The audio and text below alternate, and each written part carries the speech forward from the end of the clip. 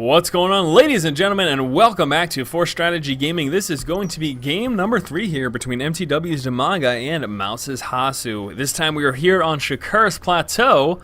Hasu spawning in the lower right-hand position as our red Protoss player, and then way over here in the upper left, directly cross-positional of him, is DIMAGA as our blue Zerg player. So yes, game number 3 right now. We are tied up 1-1. With DIMAGA winning the first game, Hasu winning last game. Hasu just impeccable timing, pushing out against DIMAGA just before those Brewlords began to come into play.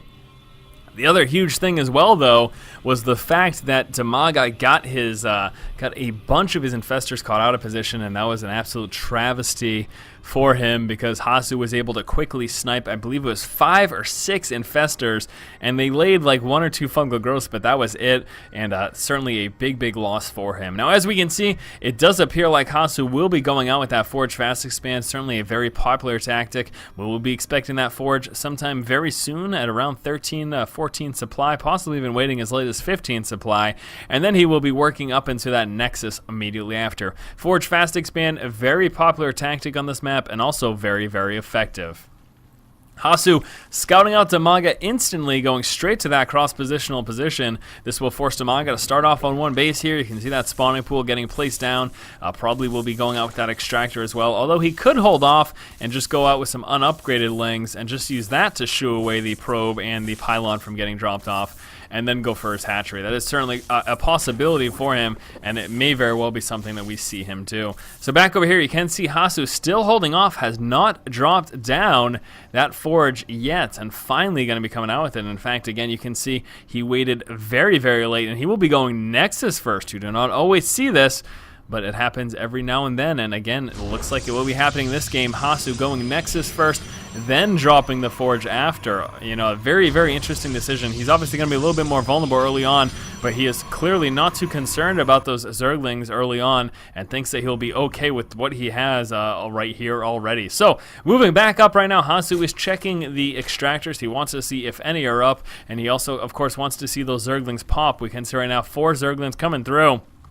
Now, DIMAGA was able to get down that hatchery and prevent Hasu from delaying it any longer, and we saw, again, no pylon placement or anything like that from Hasu, so allowing DIMAGA to get that up. We will be seeing the probe right now of Hasu move on into this location somewhere over here, possibly hiding in this corner, and look at that, actually, I got just where that ping went, and that ping right there was from DIMAGA scouting out because he wants to try to find this worker, and actually DIMAGA going for a quick third. The problem is, though, Hasu will be scouting this. Even with this one Zergling, that one Zergling is not going to be enough to actually stop that, stop Hasu's probe from scouting out. We can see Zergling actually making it up because Hasu decided to delay that a little bit, going for Nexus first before that Forge. That cannon was a little bit late, and it allowed the Zergling to move on in, and he'll actually be able to chill out in here for quite a while and get a lot of scouting done. But again, keep in mind, Hasu still has that probe there in the bottom left position, and this is going to allow him to scout out that third, and that is absolutely vital intel for him, and the fact that he's going to be able to scout that out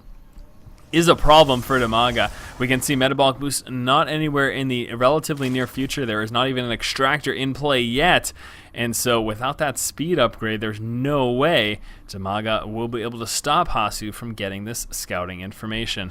Back over here, Overlord will be moving on in. He is safe for quite a while. We can see that Cybernex core is not even in yet, and I am so shocked he still has not scouted out this probe right now. DIMAGA has been dancing around this base, and Hasu just sitting dead center allowed him to quite easily get this information, and there you go right now.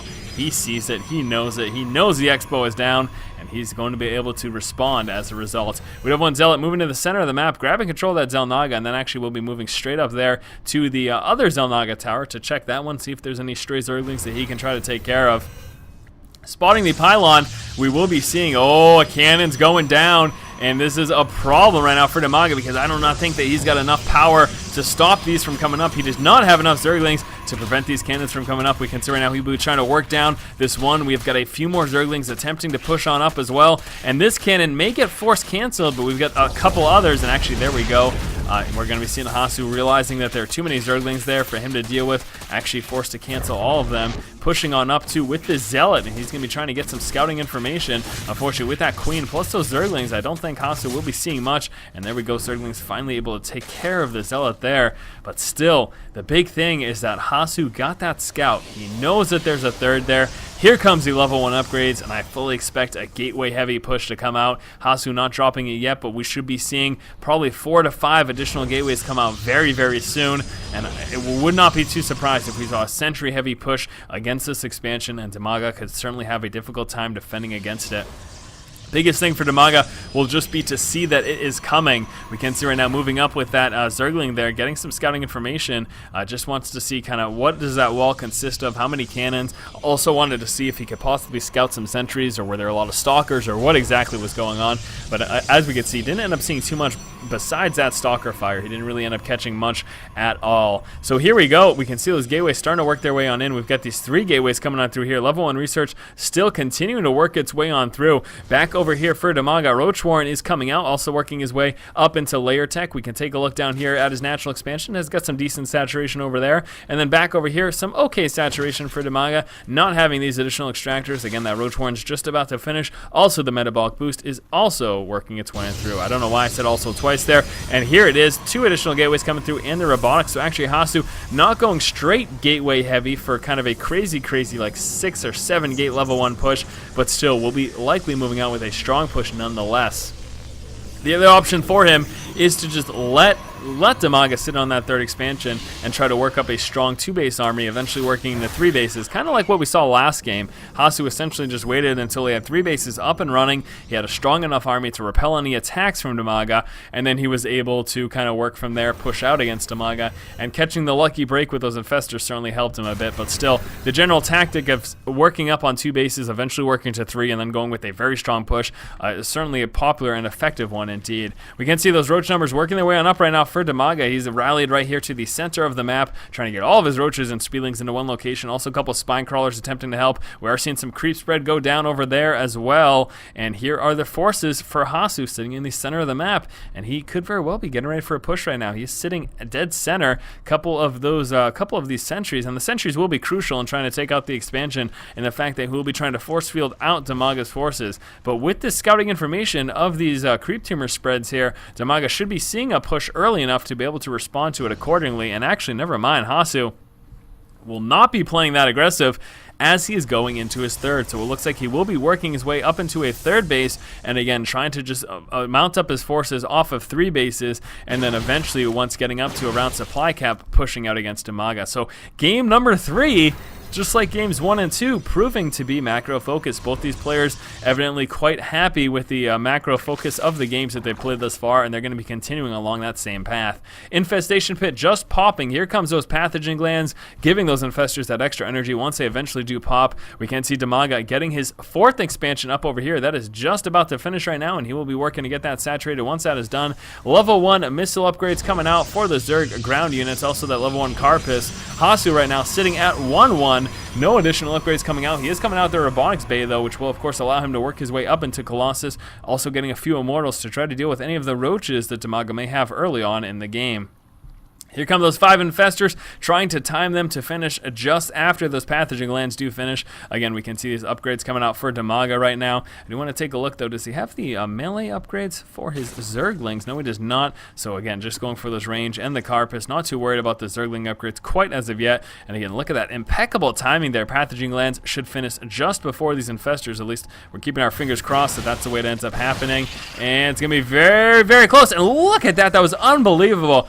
Those pathogen glands literally finished 1 second before those infestors popped. Very, very nice there by DIMAGA. Just beautiful timing for him there. And all right, here comes some more Zerglings and Roaches. One more infestor coming through. We do finally have those Colossus coming into play right now, and those will be coming right through over here. Also the Thermal Lance upgrade, but here we go. Seeing some movement right now by DIMAGA. He's getting ready to push before those Colossus come into play. Just like last game, we saw Hasu push out before those Brewlords came into play. We will be seeing DIMAGA push out before there are too many mini Colossus in play, and this could be very, very strong for him. We're seeing the bulk of Hasu's forces sitting over here. Most of the army for DIMAGA getting ready to push on to that natural expansion, and here it comes. We'll be actually pushing straight into the third. Just wanted to move from an additional angle, dropping the force field walls. We'll be seeing a few infested Terrans go down.